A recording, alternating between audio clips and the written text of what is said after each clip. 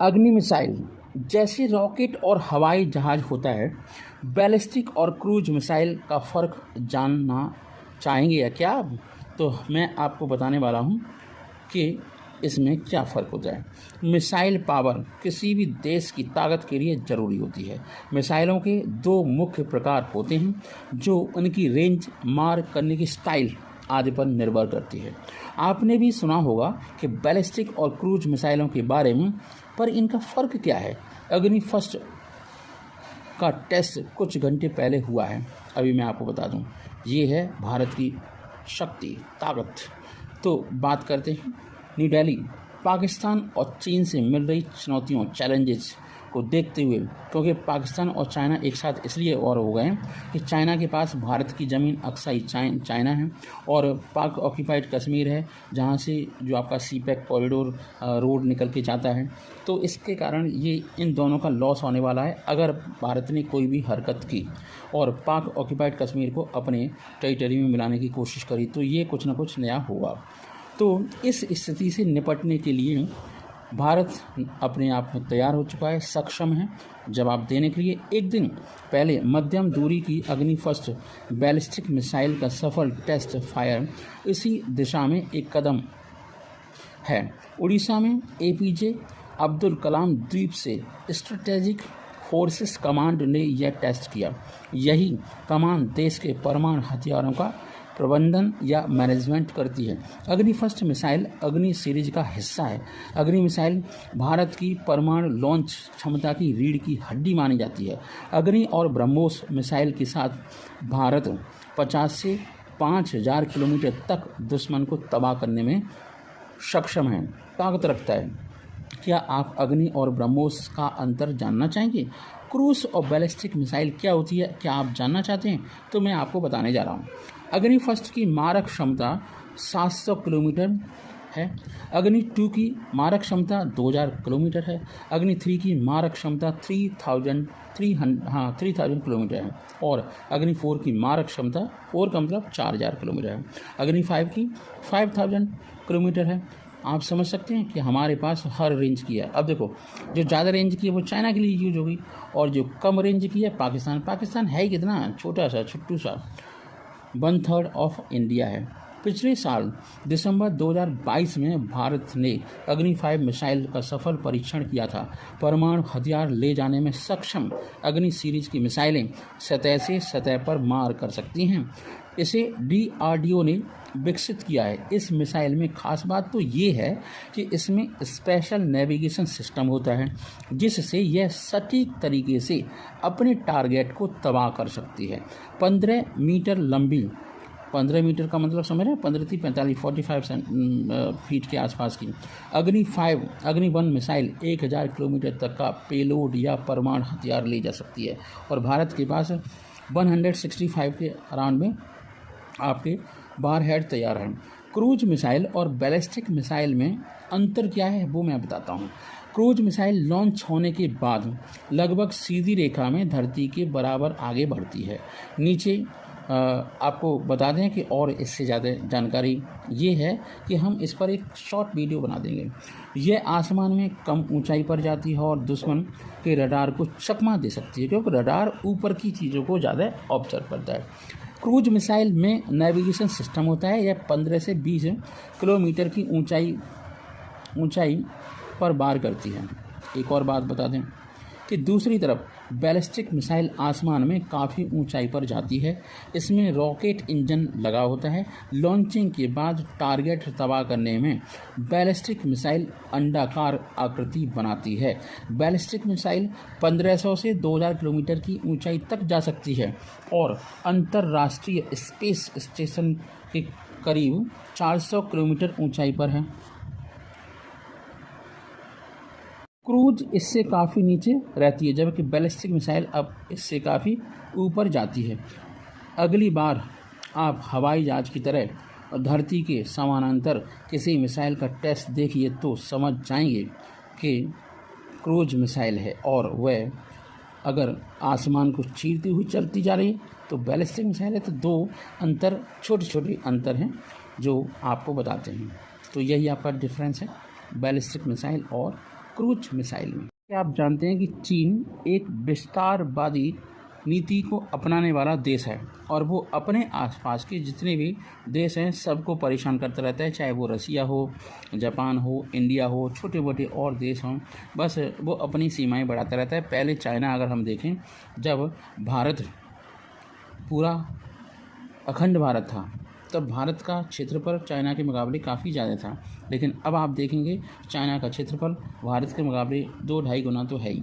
अब ये क्या है, उसने तिब्बत को कब्जा लिया, इस तरीके से उसने बहुत कब्जे किए हैं। और इसी कड़ी में है जापान। तो डायरेक्ट चीन और जापान के कुछ आपके जितने भी टापू हैं उनके लिए समस्याओं का सामना करना पड़ता है जापान को। तो अब देखते हैं क्या क्या होने वाला है। मतलब चाइना के पास तो सुपरसोनिक मिसाइल हैं, उसने तैनात कर रखी हैं। अब जापान भी चाइना की इस एग्रेसिव नीति से निपटने के लिए कुछ ना कुछ करने की कोशिश करता है। इसी कड़ी में चीन के हाइपरसोनिक हमलों को निपटने के लिए सुपर मिसाइल बना रहा है जापान। जानते हैं कितनी खतरनाक हो सकती है जापान की ये सुपरसोनिक मिसाइल।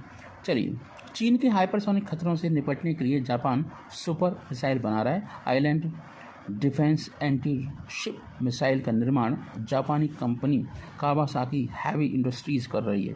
इसमें एक मिशन के लिए इस्तेमाल की जाने वाली कई अलग अलग खूबियों वाली मिसाइलें शामिल होंगी।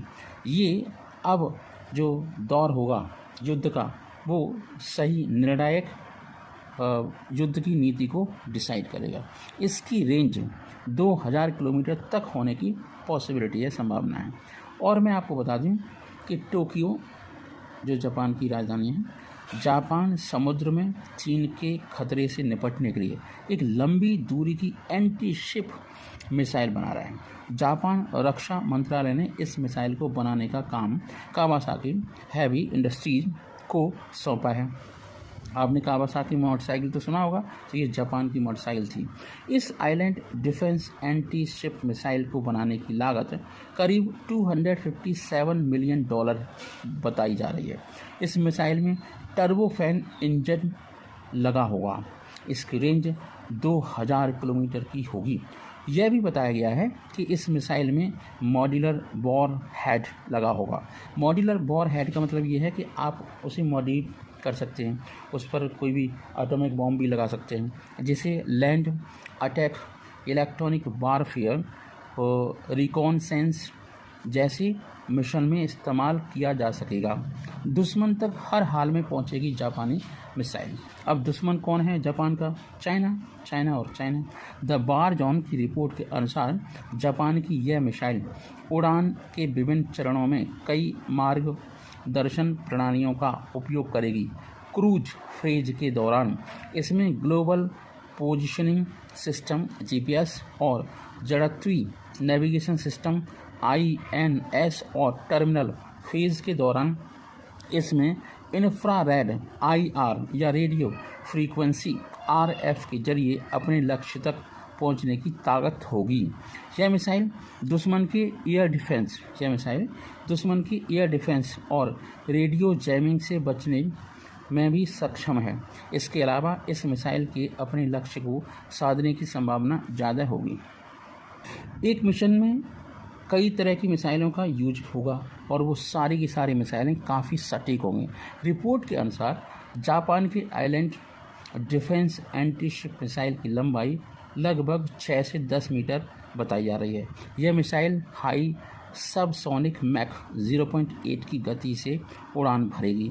पहले भी ऐसी रिपोर्ट्स आ चुकी हैं कि एक हमले के लिए कई प्रकार की मिसाइलों का लॉन्च करने से सटीकता, उनका जो टारगेट को हिट करने की एक्यूरेसी होती है वो बढ़ जाती है, काफ़ी सुधार भी हो जाता है। एक टोही जो आपका विजिलेंस करने वाली मिसाइल होती है, एक टोही मिसाइल में दुश्मन की स्थिति का पता लगाने के लिए हाई रेजोल्यूशन वाला कैमरा होता है, जिसके बाद दुश्मन के रडार और सेंसर को निष्क्रिय करने के लिए एक इलेक्ट्रॉनिक वारफेयर मिसाइल को दागा जा सकता है। इसके बाद बारूदी वाली मिसाइल को दागकर दुश्मन को पलक झपकते ख़त्म किया जा सकता है। चीन की मिसाइलों से घबराया हुआ है जापान। आप तो जानते ही हैं कि चाइना हर एक देश को परेशान कर रहा है अपनी पावर को दिखा करके।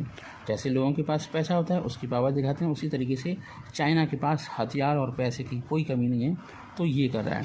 चीन और उत्तर कोरिया से बढ़ते मिसाइल खतरे को देखते हुए जापान लंबी दूरी तक मार करने की अपनी क्षमता को बढ़ा रहा है। अकेले चीन के पास 1900 ज़मीन से लॉन्च करने वाली इंटरमीडिएट रेंज बैलिस्टिक मिसाइलें हैं। सोच सकते हैं आप 1900 है ना, 1900 मिसाइलें लगभग 2000 का आंकड़ा पार करने वाली हैं। इसके अलावा चीन के पास 300 इंटरमीडिएट रेंज क्रूज मिसाइलें भी हैं जो जापान तक मार कर सकती हैं। उत्तर कोरिया के पास भी सैकड़ों बैलिस्टिक मिसाइल्स हैं जो जापान पर हमला कर सकती हैं। और ये उत्तर कोरिया और चाइना एक दूसरे के दोस्त बने हुए हैं, बस यही पूरे दुनिया में खतरे बने हुए हैं। चीन के पास अब हाइपरसोनिक मिसाइल से लैस युद्धपोत भी है। चीन ने टाइप 055 क्रूजर पर YJ-21 हाइपरसोनिक मिसाइल को तैनात कर रखा है। जापान और चीन में द्वीपों को लेकर के विवाद है। अब वो कौन कौन से द्वीप हैं वो मैं आपको बताना चाहता हूँ। चीन और जापान में सेनकाकू द्वीप समूह को लेकर विवाद है। इस द्वीप पर वर्तमान में जापान का तो कब्जा है। जापान का इस द्वीप पर समूह सोनकाकू टोनोशिरो नाम से जाना जाता है। वहीं चीन और ताइवान में इसे डियाओयू द्वीप कहा जाता है। यह द्वीप समूह पूर्वी चीन सागर में स्थित है। इसमें कुल 8 द्वीप समूह शामिल हैं जिनका कुल क्षेत्रफल 7 किलोमीटर के आसपास है। 7x7 मान लो। ये ताइवान के उत्तर पूर्व चीनी मुख्य रूप से मुख्य भूमि के पूर्व में और जापान के दक्षिण पूर्व प्रांत ओकिनावा के दक्षिण पश्चिम में स्थित है। सोनकाकू या डियाओयू द्वीप समूह को जापान औपचारिक रूप से 1895 से नियंत्रण कर रहा है। सोचो कितना टाइम हो गया, फिर भी चाइना कहता है कि ये हमारा है। द्वितीय विश्व युद्ध में सेकेंड वर्ल्ड वॉर के बाद थोड़े समय के लिए इस पर अमेरिका का कब्जा रहा है। तो जानते हैं। जय हिंद, जय भारत। आगे के वीडियो में नई कहानी। Thank you so much. Have a nice day. जय हिंद, जय भारत।